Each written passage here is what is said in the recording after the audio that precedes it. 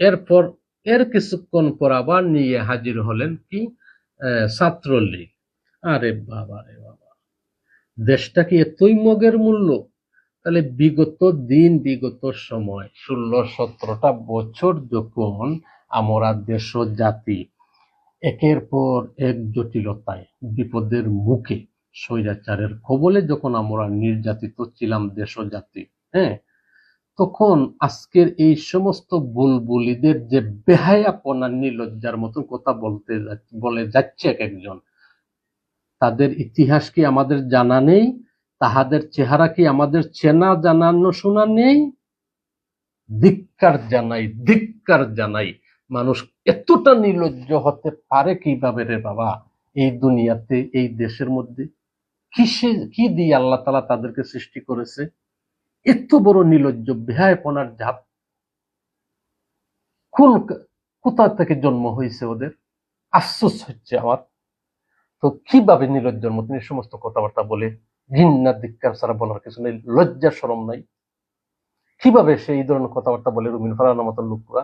হ্যাঁ, আফসোসের ব্যাপার। হ্যাঁ, তো নিজে যখন প্লাট ভিক্ষা চেয়েছিলেন শেখ হাসিনা কাছে, তখন কি কি বলা হয়েছিল? তো আজকে তো যে কথাটি বলি যে বিকিরিনি রুমিন ফারহানার কাছে জানতে চাই, কথাটি এইভাবেই বলা দরকার আমার, যে বিকিন্নি রুমিন ফারহানার কাছে জানতে চাই, হাসিনার কাছে যখন প্লট ভিক্ষা চেয়েছিল কে? হাসিনার কাছে প্লট ভিক্ষা চেয়েছিল কে?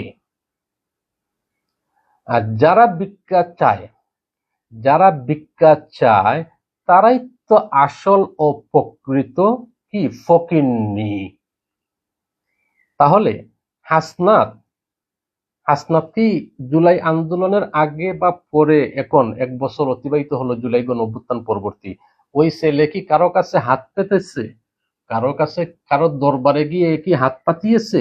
কারো কাছে কি কোনো আবেদন করেছে যে ভাই আমাকে একটা প্লট দেন, বাড়ি দেন, গাড়ি দেন? বলেছে?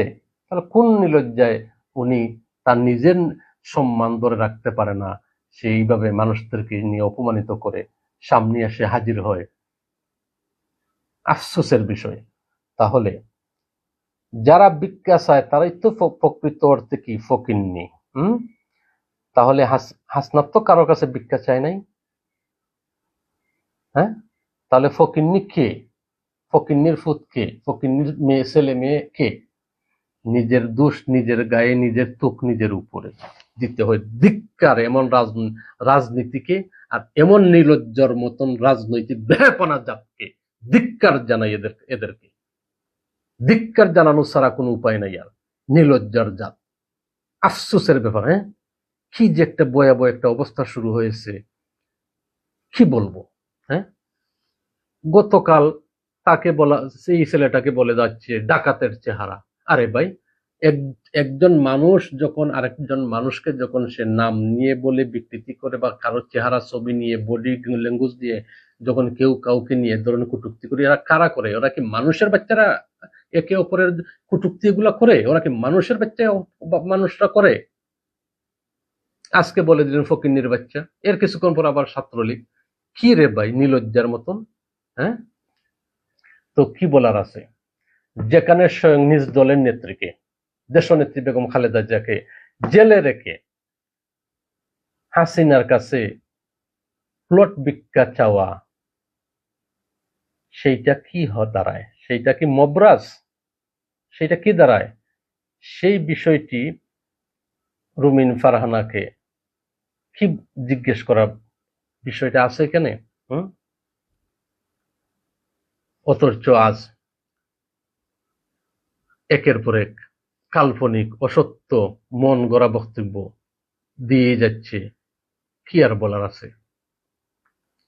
সেই জন্য বলি যে ডাকাতের যে চেহারা, ডাকাতের মতো চেহারা ছেলেটির ব্যাপারে বলি যে নায়কের মতো যে ছেলেগুলো, নায়কের মতো যে ছেলেগুলোর মুখোশ যখন খসে পড়ছে, তখন ডাকাতের মতো ছেলেটিকে আমার কাছে সবচেয়ে বড় সলিউট মনে হচ্ছে এবং মনে করছি।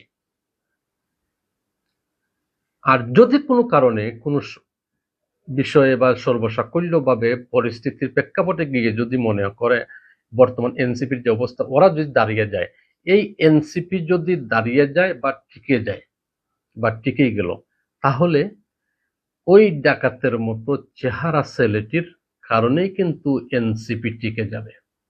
এটা মনে রাখিয়েন, ইতিহাস হয়ে থাকবে। তো আশা রাখি বুঝতে পারবেন আর কি বলার আছে।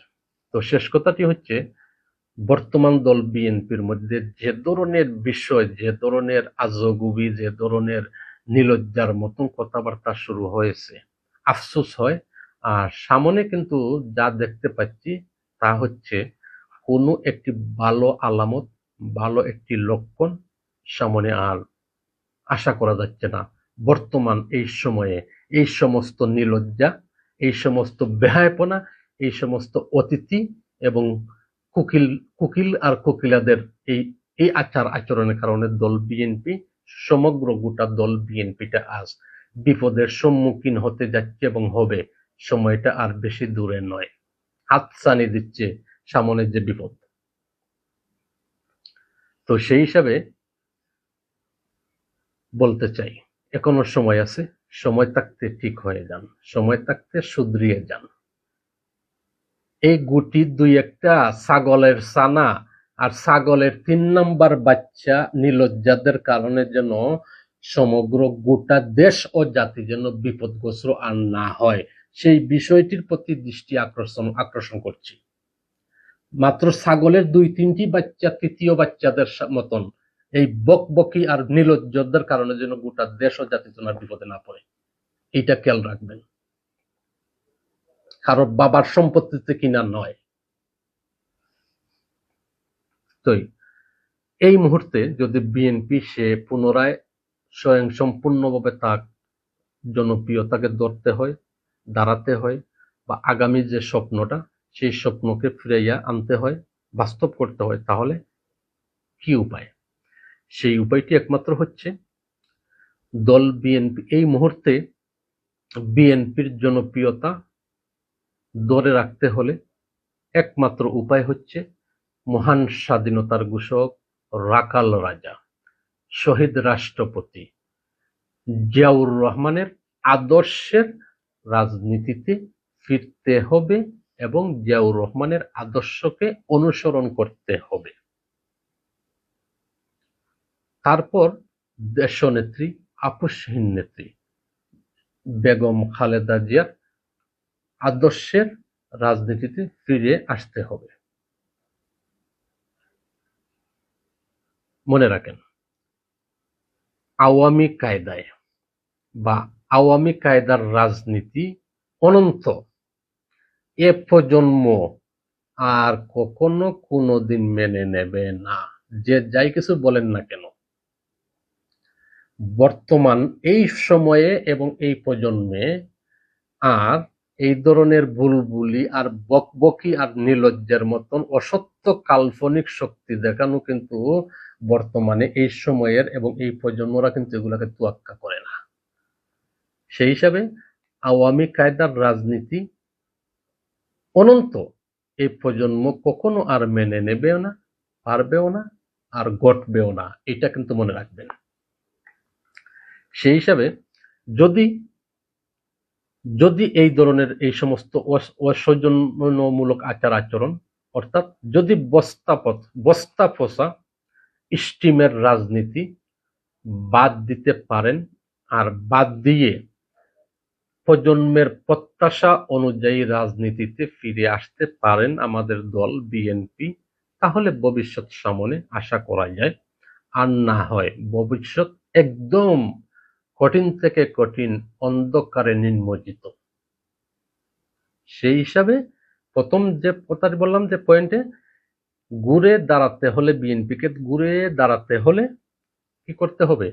মহান স্বাধীনতার ঘোষক, রাখাল রাজা, শহীদ রাষ্ট্রপতি জিয়াউর রহমানের আদর্শকে অনুসরণ করতে হবে, আর সেই আদর্শের প্রতি অনুপ্রাণিত হয়ে চলতে হবে, মানতে হবে।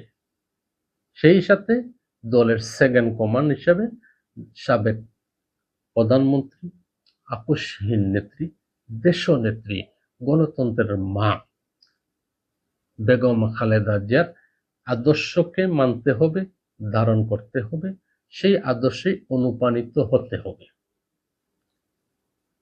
এই দুইটি বিষয়কে যদি বর্তমান দল বিএনপির সর্বস্তরের ছোট বড় নেতা কর্মী থেকে শুরু করে সবাই যদি এই জিনিসটিকে মেনে নিতে পারেন, বাস্তবায়ন করতে পারেন, বুকে ধারণ করতে পারেন, লালন করতে পারেন, তাহলে আগামীতে বা সামনে দল বিএনপির ঘুরে দাঁড়াতে সময় বেশি প্রয়োজন হবে না এবং যে ধরনের বিষয়ে মুখাপেক্ষি হচ্ছে এখন, এই সমস্ত মুখাপেক্ষি থেকে পরিত্রাণ পেয়ে বের হতে সময় লাগবে না।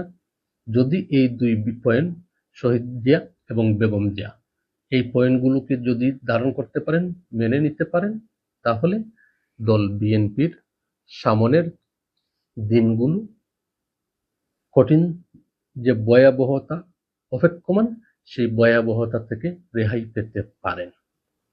আর না হয় সামনে বিএনপি টিকে থাকা অত্যন্ত কঠিন থেকে কঠিন চ্যালেঞ্জের মুখে পতিত হচ্ছে, তো হচ্ছেই, আরো হবে, যার খেসারত দিয়ে শেষ করা যাবে না।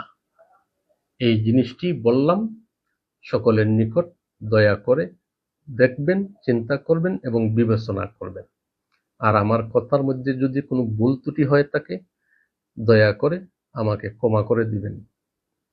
আমার কোনো ব্যক্তির স্বার্থের কোনো বিষয় না, কোনো ব্যক্তির স্বার্থে কোনো আমার ঝগড়াঝাটি, যুদ্ধ করা, হ্যাঁ, এই সমস্ত বিষয় কিন্তু আমার মধ্যে নয়। যা বললাম দেশ ও জাতির স্বার্থে এবং গোটা দল বিএনপি এবং আমি একজন সাধারণ ক্ষুদ্র মানুষ বিএনপির একজন শুভাকাঙ্ক্ষী কর্মী হিতাকাঙ্ক্ষী হিসাবে এই আবেগের কারণে এই কথাটি বললাম। আমার এই কথার ভুল ত্রুটি ক্ষমার দৃষ্টিতে দেখবেন দয়া করে, এতটুকুই নিবেদন করছি সকলের নিকট। আল্লাহ হাফেজ। আসসালামু আলাইকুম ওয়া রাহমাতুল্লাহি ওয়া বারাকাতুহু। আল্লাহ তাআলা যেন আমাদের দেশ ও জাতিকে সব ধরনের সকল ষড়যন্ত্রের হাত থেকে আল্লাহ তাআলা আমাদেরকে মুক্ত রাখেন, হেফাজত করে রাখেন। আর স্বৈরাচার মুক্ত বাংলাদেশ যেভাবে আমরা জুলাই গণ অভ্যুত্থানের মাধ্যমে আমরা বিজয় অর্জন করেছি, সেই বিজয়টা যেন আল্লাহ তাআলা আমাদেরকে ধরে রাখার, আঁকড়ে রাখার সেই তৌফিক দান করেন, সেই দোয়া এবং সহযোগিতা চাচ্ছি আল্লাহ তাআলার দরবারে। আমিন। আল্লাহ তাআলা আমাদেরকে সাহায্য করুন। ওমা তাওফিকি ইল্লা বিল্লাহ, আলাইহি তাওয়াক্কালতু ওয়া ইলাইহি উনীব।